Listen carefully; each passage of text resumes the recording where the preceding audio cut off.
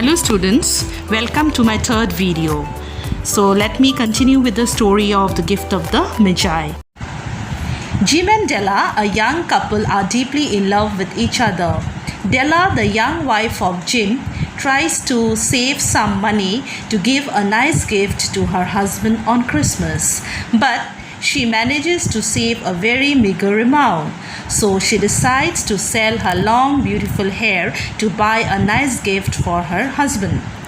When Jim returns home from work, he is shocked to see Della, who had got her hair cut just to buy a gift for him.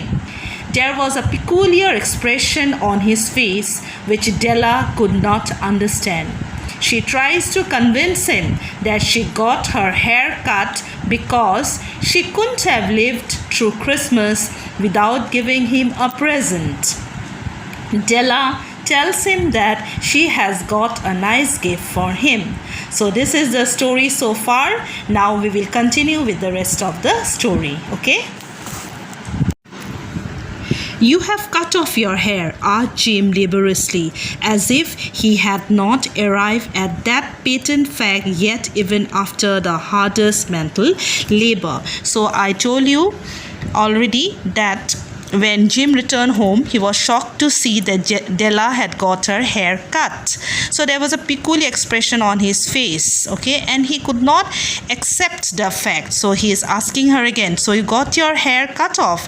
Laboriously, that means he's trying his best to accept it, as if he had not arrived at the patent fact yet, even after the hardest mental labor. He was trying to convince himself of the fact that Della had really got her hair cut. He could not accept the reality. "Cut it off and sold it," said Della. "Don't you like me just as well? Anyhow, I'm me without my hair, ain't I?" So she replies, I got my hair cut and sold it," she said, okay? And then she asked him, "Don't you like me the way I am? I'm your Della." So she is trying to, in a way, cheer him up and express her love for him. So she asked the question, "Don't you like me just as well? Anyhow, I'm me without my hair, ain't I?" So she says, "I'm Della, I'm your Della, so accept me as I am." Jim looked about the room curiously. So what he did, his next expression was, or his next action was, he looked about the room. Do you know why? "You say your hair is gone," he said with an air almost of idiocy. So I told you, Jim was so surprised. In fact, he was hurt that Della got her hair cut, that he could not accept the reality. He was looking around the room as if he would find her hair lying somewhere in the corner of the room. He was almost behaving like an idiot. "You didn't look for it," said Della. "It's sold, I tell you. Sold and gone too. It's Christmas Eve, boy. Be good to me, for it went for you."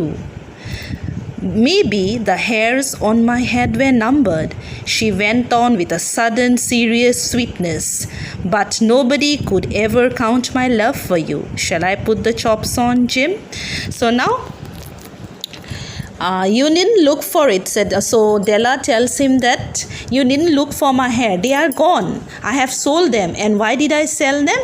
Just because I wanted to give you a nice gift on Christmas. And it's only for you that I had to take this decision. So it's Christmas. Let us forget all these petty matters. She was trying to bring the situation to normal and cheer him up in a way. Okay. So she says, "It's Christmas, boy. Be good to me, for it went for you." So it is my love for you. She was trying to make him understand that out of love I did it, and I did it for you and you alone. "Maybe the hairs on my head were numbered." So she says that maybe they were numbered. That means they were meant to be gone. Okay. She went on with a sudden serious sweetness. So she was serious. She was trying to persuade him, convince him.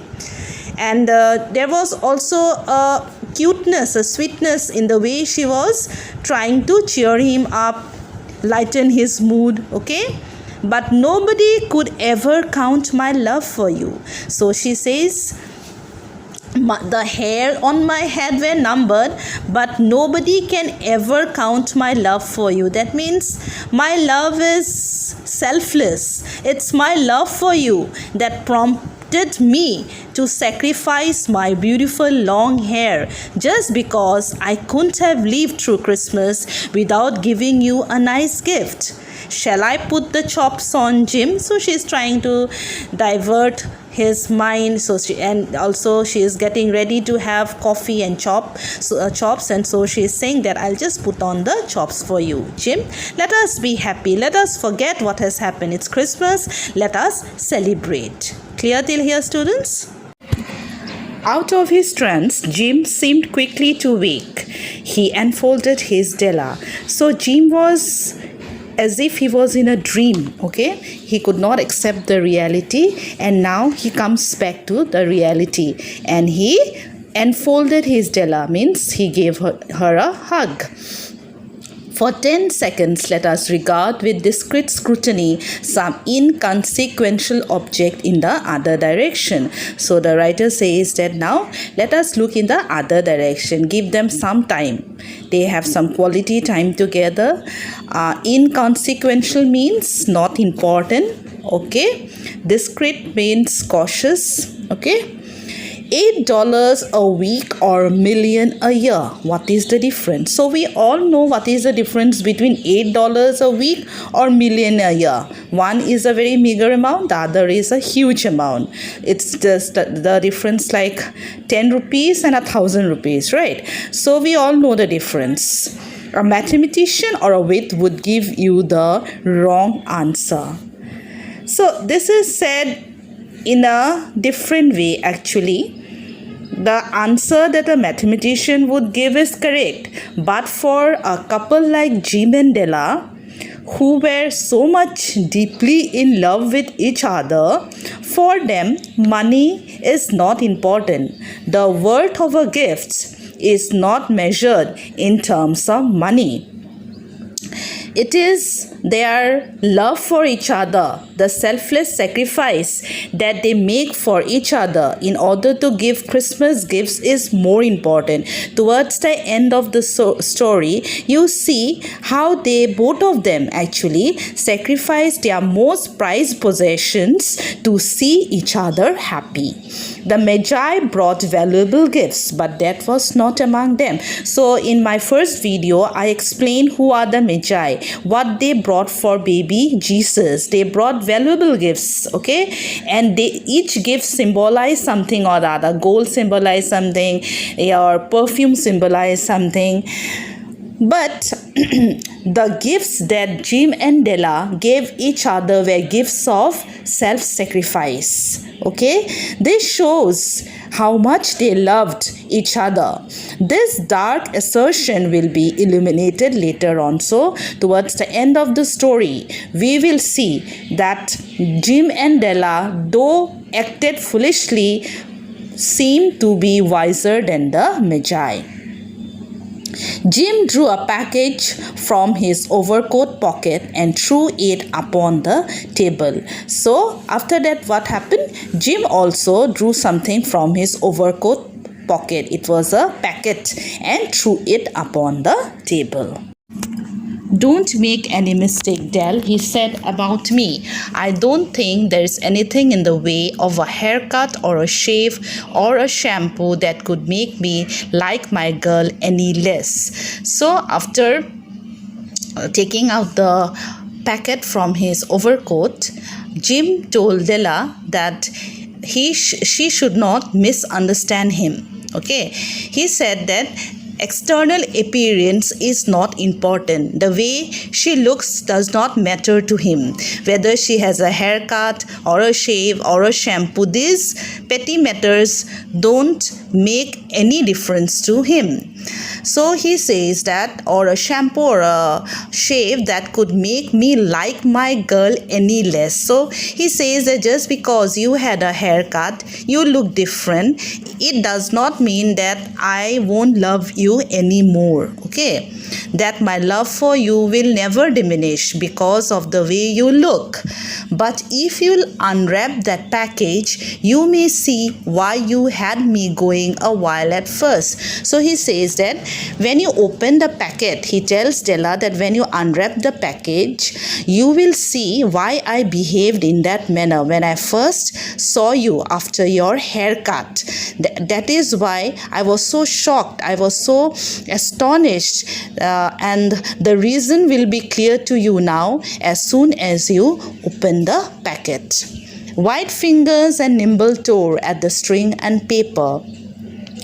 White fingers and nimble toe means to open lightly and open very fast, okay, because she was eager to see what the package contained. She tore up the paper and the string, and then an ecstatic scream of joy, and then alas. So when she opened the package, she saw something which gave her immense joy and pleasure, and she shouted with joy, and then alas, alas, a sigh of grief, a quick feminine change to hysterical tears and wails, necessitating the immediate employment of all the comforting powers of the Lord of the flat. So at first, when she saw what was there in the packet, she was filled with joy, okay, and excitement, and that is why she shouted. But then she realized something. The reality was different, and the reality brought tears to her eyes. Not only tears, she shouted. Wail means to cry with grief, necessitating the immediate employment of all the comforting powers of the Lord of the flat. That means she cried so bitterly that who is the Lord of the flat? The Lord of the flat is none other but Jim. So Jim had to comfort her in every possible way. He had to console her and make her stop crying. Okay, is that clear to you, students? For there lay the combs, the set of combs, side and back, that Della had worshipped for long in a Broadway window. So when she opened the packet that was brought by her husband Jim, what did she see? She saw that the packet contained a set of combs which she always wanted but never expressed her desire because she knew that she could not afford to buy them. Okay. Beautiful combs, pure tortoise shell with jeweled rims, just a shade to wear in the beautiful vanished hair. So the combs were really very beautiful. They were made of tortoise shell. They were studded with jewel rims were there, and exactly that she wanted. But now, what was the reality? That her hair was no more. Where to wear them? Okay, they were expensive combs, she knew, and her heart had simply craved and yearned over them without the least hope of possession. So you see, she longed for those combs. She really wanted those combs. Whenever she went out and saw them in the store, her heart craved, desired, yearned, longed for them. But she knew that she could not buy them, and that is why she did not have that hope also that one day she would possess those combs. Only the desire was there, the craving was there in her heart, but she never expressed. And now when they were hers, what was the tragedy? What was the irony? That her hair was no more. And now they are hers, but the traces that should have adorned the coveted adornments were gone. That is the irony of the story. The fact is that the thing that she always wanted is now hers. But where will she wear them? Her tresses, her long, beautiful casket of brown hair was no more. Should have adorned the coveted. Coveted means something which you desire. Coveted adornments. Adornments here means the combs. But that should have adorned the coveted or adornments were gone. Her tresses were gone. The ornament, or you can say the much craved set of combs were there in front of her, but her tresses were no more. Clear? But she hugged them to her bosom, and at length she was able to look up with dim eyes and a smile and say, "My hair grows so fast, Jim."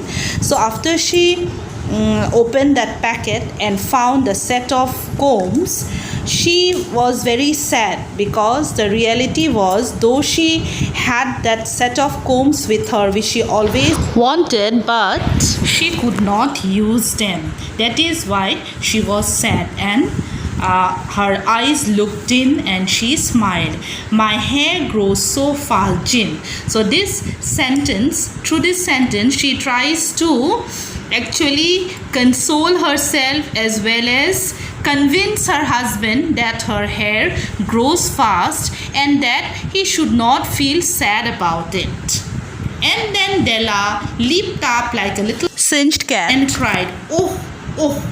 So she now leaped up with joy. Actually, she is compared to a cat. Okay, her enthusiasm is shown here because now it was her turn to give a Christmas gift to her husband. Jim had not yet seen his beautiful present. She held it out to him eagerly upon her open palm.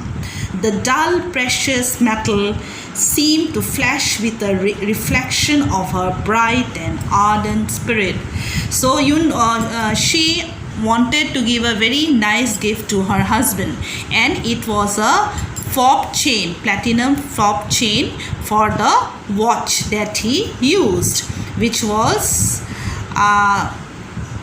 inherited from his father, and his father had inherited it from his grandfather.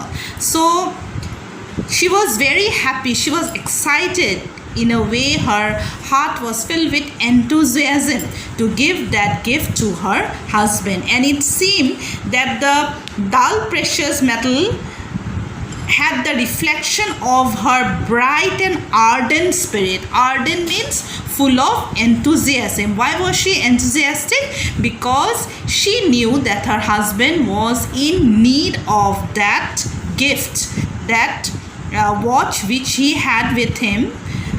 Needed a metal, platinum fob chain, but he could not afford. Isn't it a dandy, Jim? Dandy means fashionable, you can say.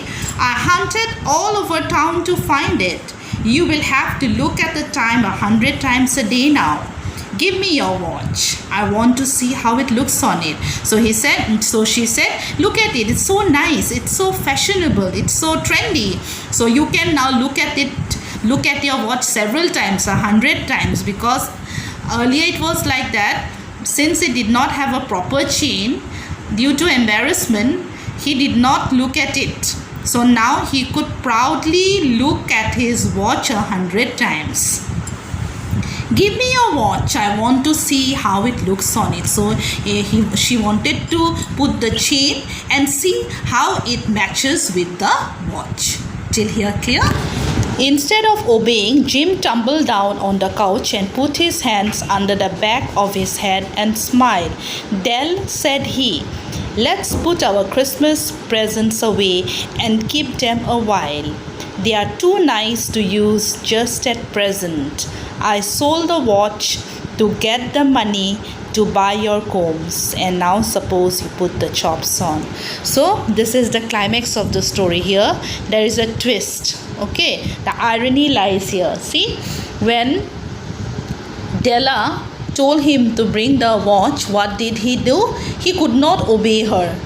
He tumbled down on the couch, on the sofa. He tumbled down and put his hands under his back. under the back of his head and smile. Means his gesture shows that he was helpless. What to do? Dell, said he, let's put our Christmas presents away and keep them a while. So he knew that the gifts that they had brought for each other were useless now. The set of combs that he brought for Della's beautiful tresses could not adorn her anymore. They were useless because she sold her hair. And now the fob chain that Della had got for his watch is also cannot be used. Why? Because he sold off the watch to buy the set of combs for her. So instead of obeying, he just tumbled down on the sofa and smiled because he could not do anything. So he said that let us put our Christmas gifts away and for a while and let us enjoy the moment. It's Christmas. So although he did not mean that, he just tried to bring the situation to normal and enjoy themselves. Okay. They are too nice to you just at present. So this is a very significant line. The irony lies here. Okay.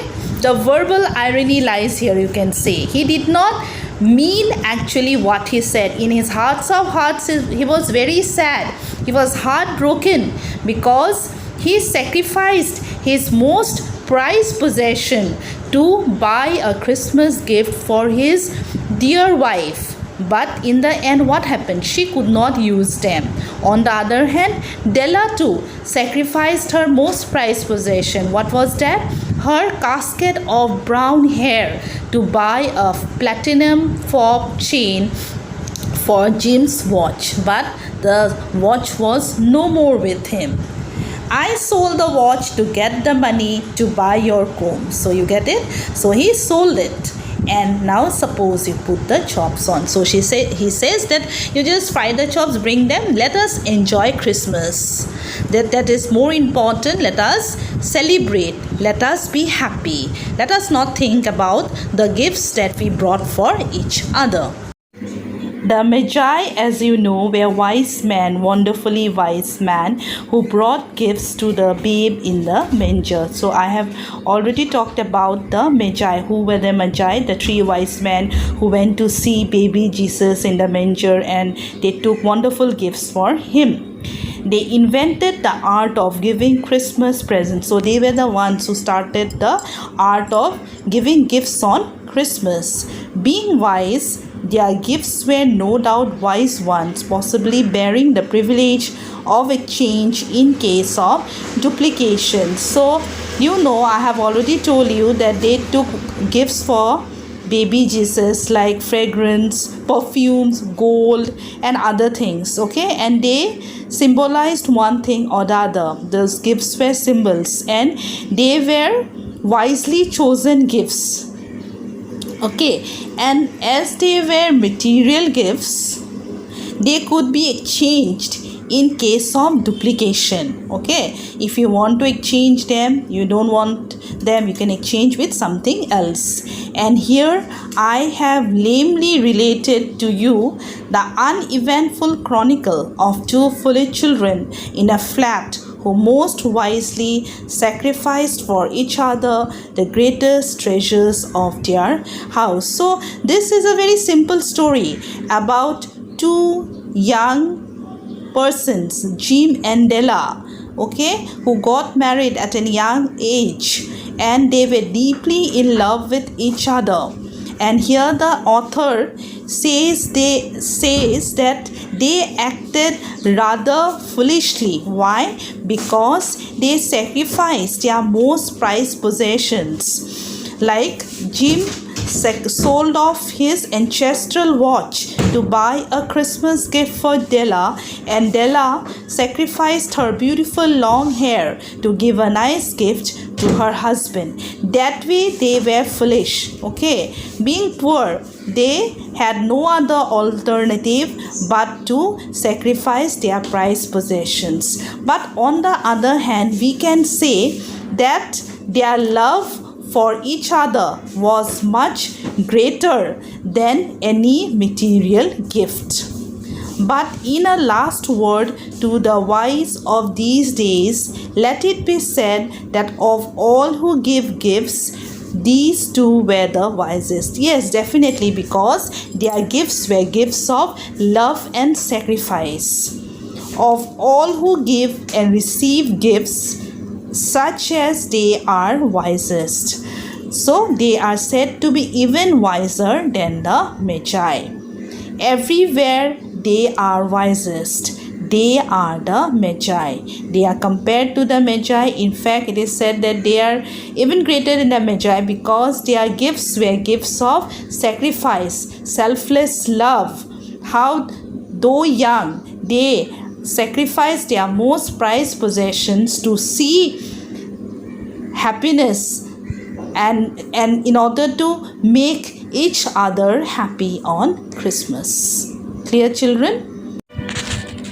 Now let us look at the use of irony in the lesson. So what is irony? It is a literary device. So irony is a state of affairs or an event that seems deliberately contrary to what one expects. So you are expecting something, just the reverse happens. That is called ironical, or that is irony. So in this lesson there are different kinds of irony. So let us look at verbal irony. So what is verbal irony? When a speaker intentionally says one thing but means something else. So in the lesson you find many instances like that where the meaning is different from what the character says. Okay, like let us take the example when Jim says that their gifts are too nice to use just at present because there is no way out. Their gifts are useless. So what does Jim say? That their gifts are too nice to use just at present. Okay. Then dramatic irony. Dramatic irony is when the audience or the reader knows more about the outcome than the character. Characters do not know, but the audience they know.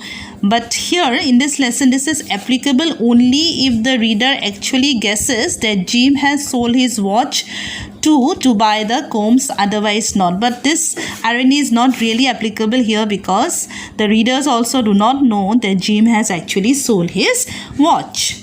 Then situational irony is there. So situational irony, you can what is situational irony? When the audience and the characters discover the actual ending together. Okay, it describes the difference between expected result and the actual result. So we are expecting as readers something else, and the result is different from what we are expecting. Okay, so we don't know that Jim actually sold his watch, isn't it? So Della thought that she had made a loving wise choice by selling her hair.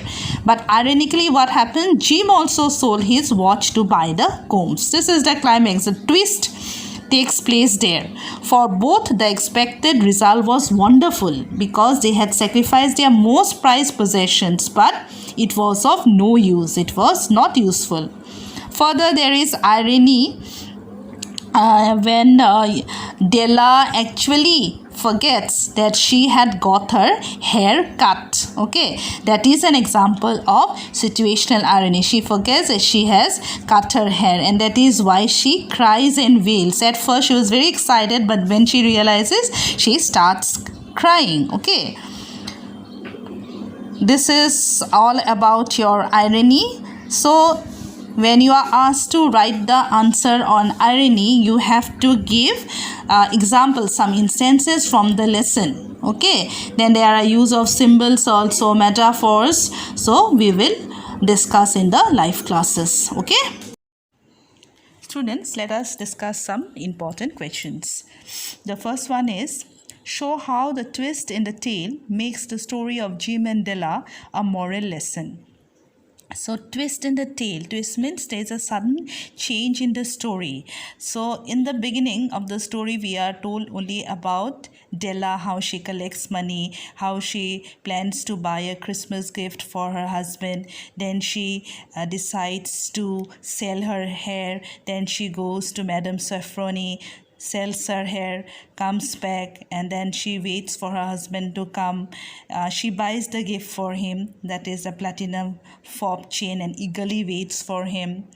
And till there, the story is okay. And then when Jim comes home, he is shocked to see her because her hair is gone. And then she hands over her gift to him, and then tells him that she has also got a nice gift for him, and asks him to bring his watch. But instead of obeying, he says that he sold his watch just because he wanted to give a Christmas gift to her. So that is the twist in the tale. Okay, there's a sudden change, and we as readers are also not aware what is going to happen.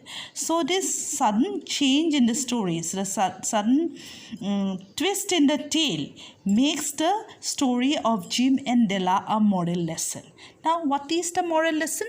The moral lesson is that what we are to learn from this story, that love is greater than anything else. The worth of a gift cannot be determined in terms of its monetary value, how much the gift cost, because they are a poor couple, a young couple, okay, and Della, in spite of saving money every day, could not afford to buy a nice gift for her husband, and that is why she sacrificed her most prized possession, that is her long beautiful hair, to buy a Christmas gift for her husband.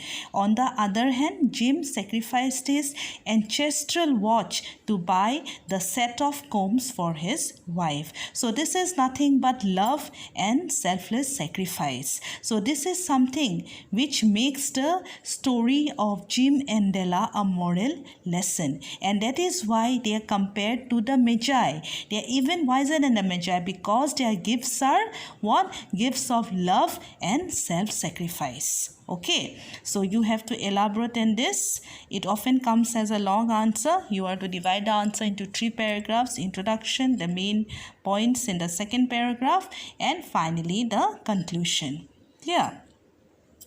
Then going on to the next question, examine the significance and appropriateness of the title of the story.